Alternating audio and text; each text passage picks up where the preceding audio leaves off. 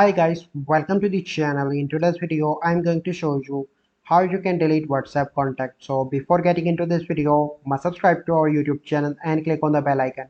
So the first step, you simply need to search WhatsApp and you need to open WhatsApp. Once you done that, you simply need to select any contact.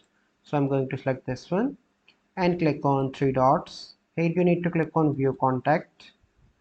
Here you need to click on three dots on the top right. Then you need to click on view in address book, and here you can see three dots again, and here you can see delete contact option. Click on that and click on delete. So once you done that, this will be automatically delete from WhatsApp as well. So this is a process by which you can delete contact from WhatsApp. So I hope you find this video helpful. If you find this video helpful, must like this video, subscribe to our YouTube channel for future videos. We'll see you in the next video. Thank you, have a good day.